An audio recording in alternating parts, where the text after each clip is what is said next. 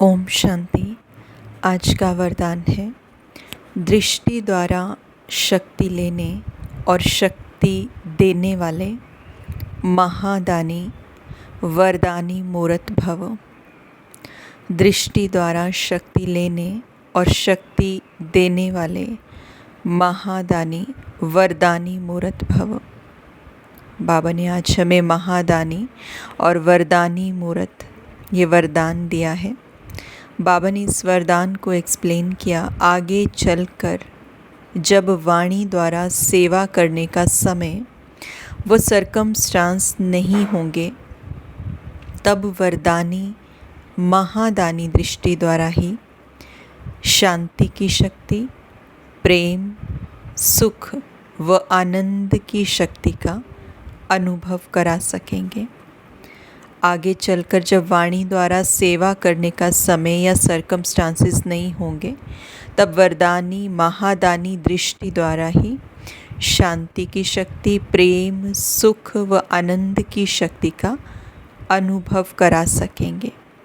जैसे जड़ मूर्तियों के सामने जाते हैं तो चेहरे द्वारा वाइब्रेशन मिलते हैं, नयनों से दिव्यता की अनुभूति होती है। तो आपने जब चैतन्य में ये सेवा की है तब तो जड़ मूर्तियाँ बनी हैं। इसलिए दृष्टि द्वारा शक्ति लेने और देने का अभ्यास करो। इसलिए क्या करो? दृष्टि द्वारा शक्ति लेने और देने का अभ्यास करो, तब महादानी वरदानी मूर्त बनेंगे। तो इसलिए आज बाबा ने हमें ये बताया है कि जब वाणी द्वारा हम सेवा नहीं कर पाएंगे और जब सरकमस्टेंसेस वैसे नहीं होंगे, परिस्थितियाँ जब बदल जाएंगी, तो उस समय हमारी दृष्टि से और हमारी स्थिति से कैसे सेवा होगी, ये बहुत इम्पॉर्टेंट है और इसका अभ्यास हमें अभी करना पड़ेगा। और दृष्टि से भी बेसिकली सेवा कैसे होगी? अगर हमारे मन के अंदर के संकल्प कुछ और हैं, अगर हमारी स्थिति कुछ और है, तो जैसी हमारी स्थिति होगी, जैसा हमारा ऑरा होगा, वैसी ही हमारी दृष्टि और वैसी ही हमारी वृत्ति होगी। तो मन के संकल्प, मन का जो एटीट्यूड है, जो हमारे अंदर की वृत्ति है, वो बहुत मायने रखती है। हमारी स्मृति बहुत मायने रखती है, क्योंकि उसी स्मृति से, उसी वृत्ति से और उसी कॉन्शियसनेस से हमारी दृष्टि भी बन रही है, हमारे आगे के थॉट्स भी वर्ड्स में आ रहे हैं और हमारे एक्शंस हो रहे हैं।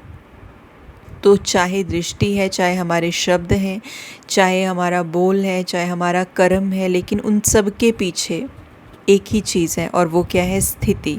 और स्थिति कैसे बन रही है? स्मृति द्वारा। स्मृति द्वारा हमारी कॉन्शियसनेस कौन सी है।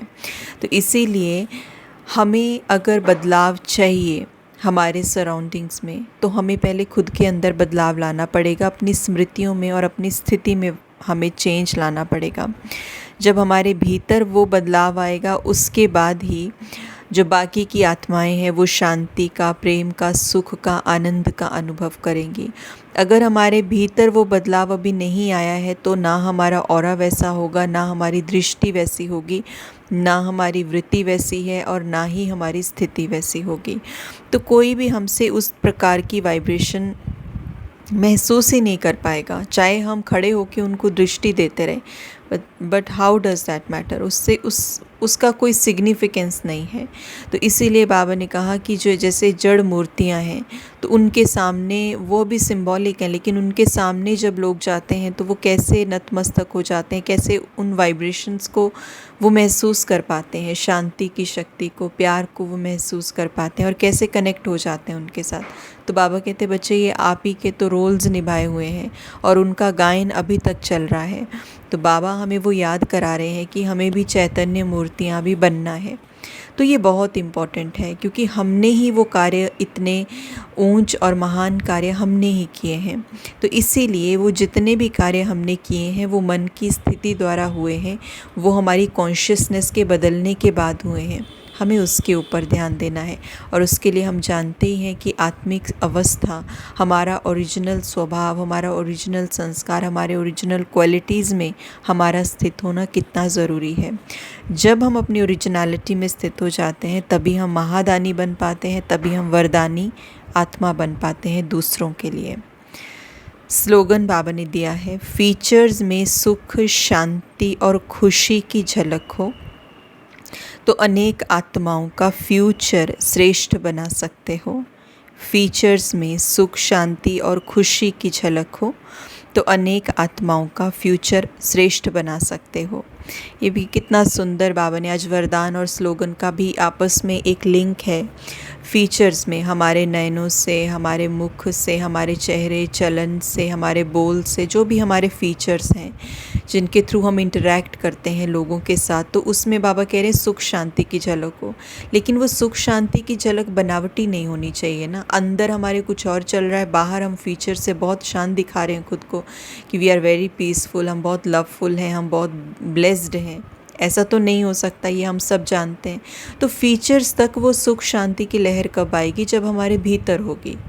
अगेन बात वही है जो हमने वरदान में डिस्कस की, बदलाव अंदर चाहिए, बदलाव स्थिति में चाहिए, स्मृतियों में बदलाव चाहिए, कॉन्शियसनेस में बदलाव चाहिए, तो वो हमारे फीचर्स तक आएगा। और जब वो हमारे फीचर्स, हमारे शब्द, हमारे कर्म तक आता है तो जितनी भी आत्माओं के हम कांटेक्ट में होते हैं वो हमें ऑब्ज़र्व करते हैं। और जब वो हमें ऑब्ज़र्व करते हैं तो उसके बाद उनके अंदर ये एक डिज़ायर पैदा होती है कि हमें भी इनके जैसा बनना है। तो ऑटोमेटिकली हम उनका फ्यूचर सिक्योर कर रहे हैं, श्रेष्ठ बनाने की कोशिश कर रहे हैं, क्योंकि हमें देख के वो आत्मा अपना लक्ष्य निर्धारित कर रही है। हो सकता है उसके जीवन का कुछ और लक्ष्य हो सकता है वो मैटेरियलिस्टिक चीज़ों के पीछे भाग रही थी अभी तक, टेम्परेरी चीज़ों के पीछे भाग रही थी अभी तक, लेकिन जैसे ही उसने हमारे फीचर से वो सुख शांति आनंद की झलक देखी तो अब उसको लग रहा है कि नहीं, टेम्परेरी और मैटेरियलिस्टिक चीज़ों में कुछ नहीं रखा है, मुझे तो ऐसा बनना है, मुझे तो ऐसी सुख शांति चाहिए। तो उस आत्मा ने अपने फ्यूचर का जो गोल था वही अलग चेंज कर लिया और अब वो भी हमारे साथ जो है वो अपनी पर्सनैलिटी को इम्प्रूव करने के लिए, परमात्मा से मिलने के लिए और सतयुगी वर्षा पाने के लिए अब वो तैयार हो गई। तो हमने क्या किया? बेसिकली इनडायरेक्टली उसके फ्यूचर को श्रेष्ठ बना दिया। तो ऐसा हमें खुद को बनाना है कि हम दूसरी आत्माओं के जीवन में कोई श्रेष्ठ परिवर्तन ला सकें। यही बाबा की हमसे आश है। ओम शांति।